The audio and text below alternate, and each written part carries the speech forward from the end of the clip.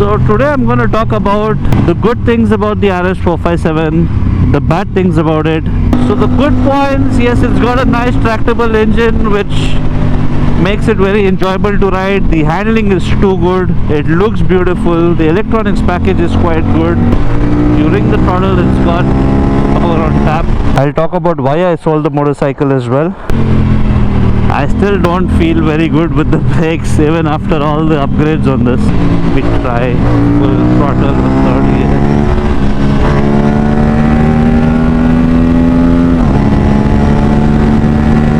It's high time Aprilia India takes ownership of the flaws that they have on the motorcycle. All you guys Aprilia fanboys making fun of the issues that I've had on the bike and blaming me for everything, have fun now.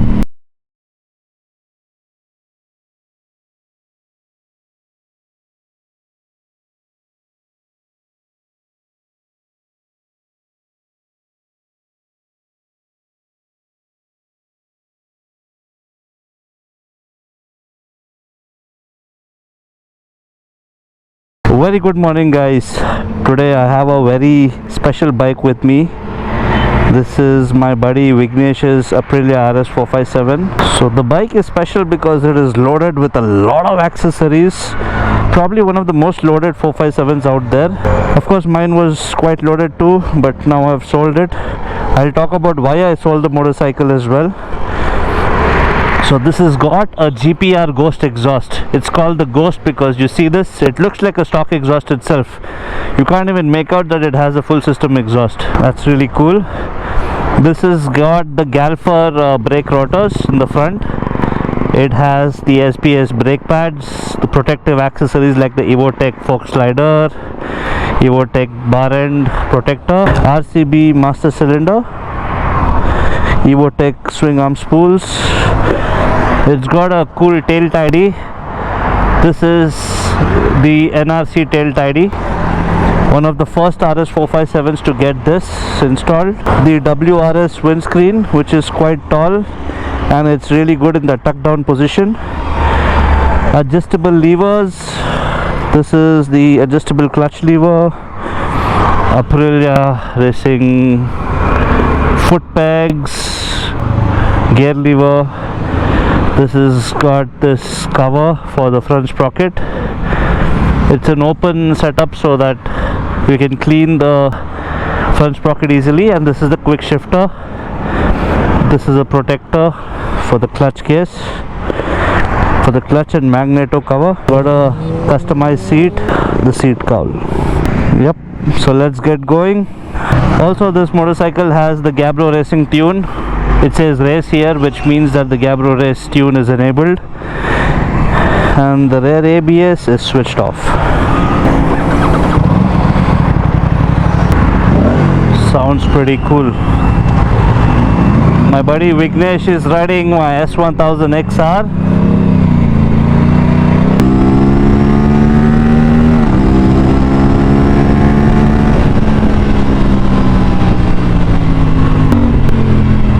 I still don't feel very good with the brakes even after all the upgrades on this somehow. The Brembo RCS 15 Corsa Quota was a lot better, which was there on my motorcycle. Nope, I don't feel confident at all with this. The exhaust note sounds really nice. The exhaust note is pretty wicked. Sounds really nice.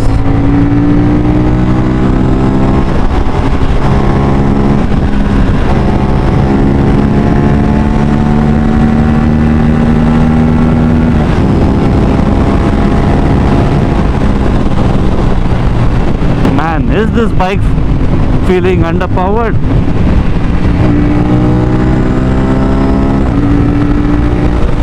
I feel that it is less on power.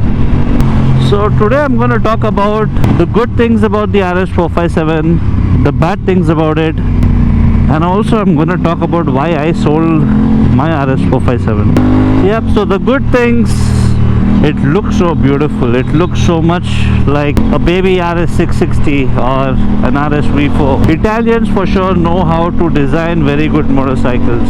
Looks amazing. The power delivery on this is really good thanks to the 270-degree crank. The parallel twin cylinder engine. You ring the throttle, it's got power on tap. It's got good character. It's fun in terms of how the power is delivered. Unlike the other parallel twins like the Ninja 300 or the R3, which needs to be revved up to the high RPMs. This has got good tractable power. The handling of the bike is too good. It handles beautifully thanks to the aluminium frame. It feels very nimble. It's one of the best handling motorcycles, I have to say that. You literally point it in any direction and it goes, and it's so effortless in terms of how it handles.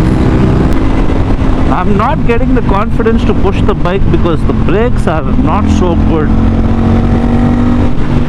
I mean, Vignesh has spent a bomb to upgrade everything on this motorcycle, but I'm still not satisfied with this. The Brembo RCS Corsa Cota and the Brembo race brake pads was very good. It was there on my RS457. The other thing is the electronics package is also quite good. The console looks really good. It's got 3 levels of traction control, which also can be switched off. It's got the rear ABS that can be disengaged. The quick shifter, which is an accessory, feels good, sounds cool. It feels good. The downshifts are very good. The upshifts are good too, but not the smoothest. The downshift is quite good. That's the Versus 1000. My buddy Asif Ali there on the other 457. So the good points, yes, it's got a nice tractable engine which makes it very enjoyable to ride. The handling is too good. It looks beautiful. The electronics package is quite good. The bad thing is for sure the brakes. So I bought the RS457 from the first lot, and I was at least hoping that the later batches got some update and the braking was good, but it's an opportunity that they've missed again. I've heard that the 210457 has the same brakes. I've not ridden the 210457, but almost every review that I saw, they're still complaining about the brake fade. No man, I somehow feel that this bike is not going too fast. The power is down on this. We try full throttle with third gear.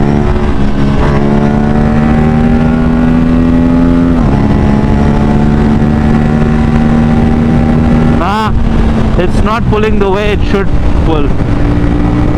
It's feeling very underpowered. Yep.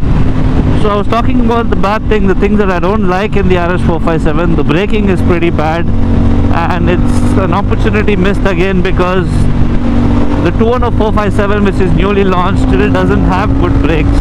And yes, the build quality is also not too great, and reliability is one of the biggest factors. So initially when we got the bike, we were not sure of the reliability. We still went ahead and bought the bike, considering we bought the bike in the first lot, we were still okay, you know, if there were some small niggles.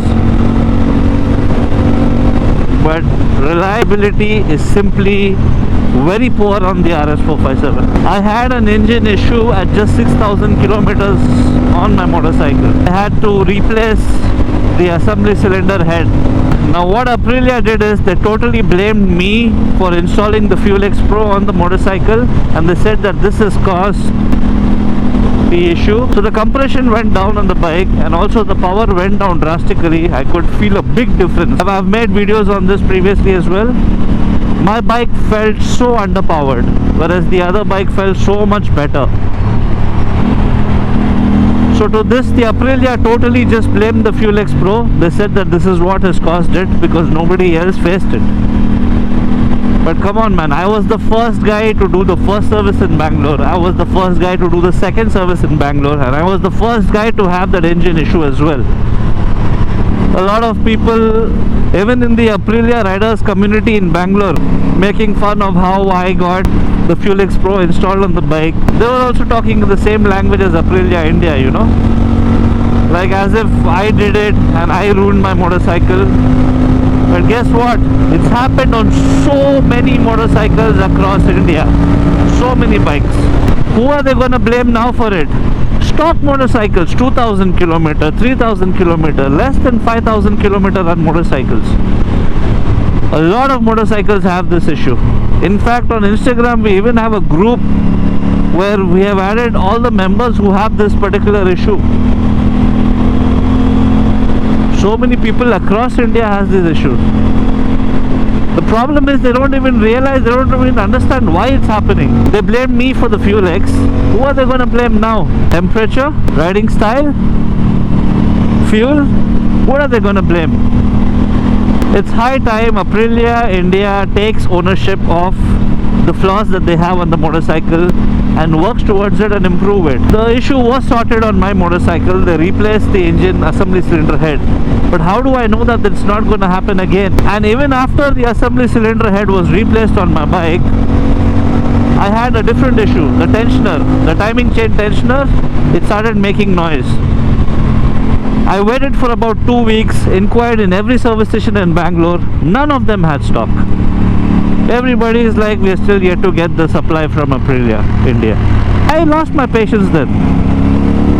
And when I'm telling the Aprilia official that I have this particular issue and this needs to be looked into, they ask me to come to a service station which is far away from me. Of course, yeah, that's where I used to go initially for service, but then I have a service station just some 200 meters from my store. Why do I have to travel all the way again for every small thing? See, I bought the 457 for my daily commuting. It's not a freaking RS457 that I need to go to a specific service station for every silly thing. Lost patience. I did not want to travel so far for every small niggle. And anyways, none of them had the tensioner anyways at that time in stock. So I lost patience. I didn't want to face this kind of a hassle. I knew that I will have small niggles, but engine replaced at just 6,000 kilometers and then having the niggles again right after the work was done, that's something that made me lose my patience. There were a lot of other reasons. That is why I sold the bike. Basically, I wanted peace. I bought the 457 for my daily commuting, and you know, once in a while I do those track days and a bit of touring as well. But with that kind of reliability, no man, I did not want to live with it. I wanted peace. I didn't want to go through the hassle. And I'll tell you what, the first batch of the RS457 in Bangalore, there were 5 of us who took delivery. I think just barring one person, everybody else has already sold the bike, and everybody has sold due to the niggles on the motorcycle itself. I'm on 5th gear, I'm on full throttle.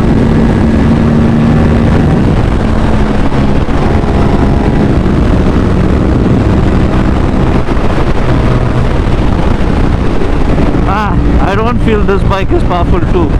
I think this has the issue as well now. And I'm pressing the brakes hard. I'm still not happy with the brakes.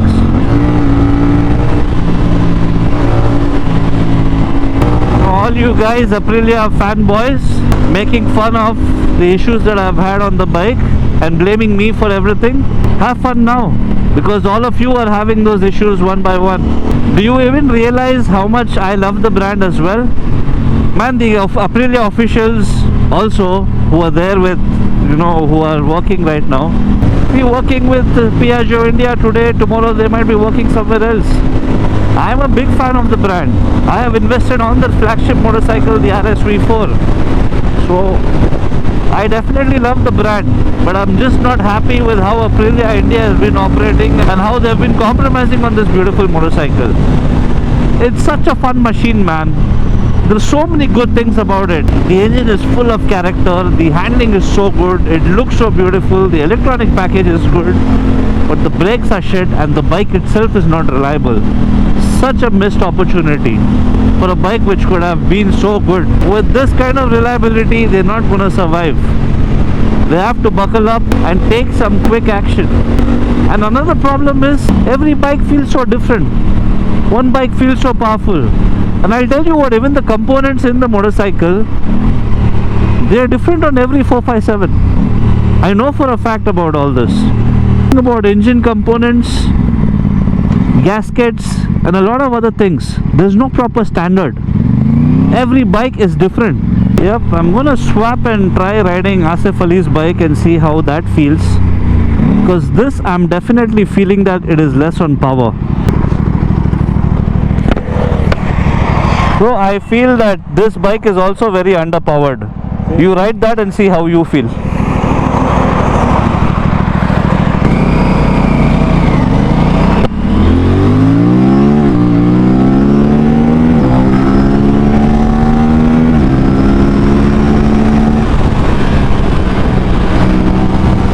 Oh, by the way, this has the Brembo RCS 15 Corsa Corta. By the way, Asif Ali is using the same master cylinder which was on my bike. I gave it to him when I sold my motorcycle. No wonder I'm already feeling so good with the brakes. It's a lot better than the RCB master cylinder that's there on Vignesh's motorcycle. There is a big difference. I mean, for the kind of riding he does, he doesn't push the bike too hard, so he seems to be okay with it, but I'm not at all feeling confident on that. This is a stock motorcycle. It just has the DNA air filter, that's about it. Asif Ali also told me to test his motorcycle and see how I feel in terms of power. Even he's having doubts that his bike is not having the power that it used to have. Let's push it and see how this feels.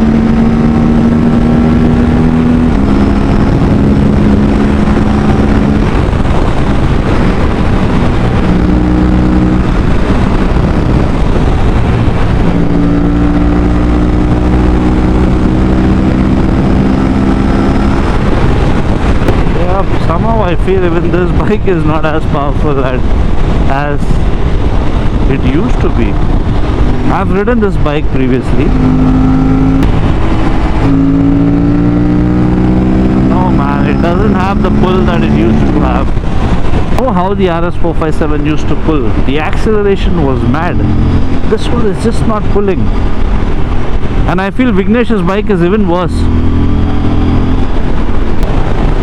These kind of things, even if you go and complain at the service station, they're not going to realize it in a short spin that they're going to take around the workshop.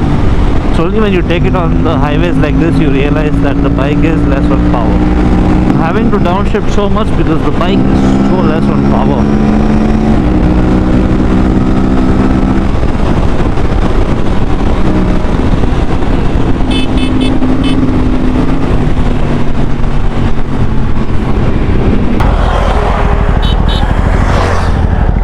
What do you feel? Huh? What do you feel? Brakes are crappy.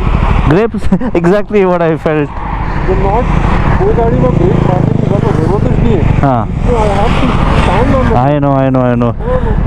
Nothing matches the Brembo, bro. I didn't find much of a difference except for the free flow. It's actually revving fast. Okay. What do you think? I feel both the bikes are less on power. Yeah, I feel both the bikes are less on power. Okay, I think we'll have lesser traffic now. We'll test it a little more.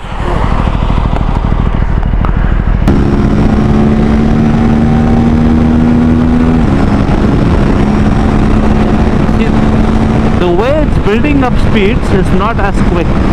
It's not getting to those speeds quickly like it used to. It used to get to this 160 mark so easily. It's taking so much time on this one. Not as powerful.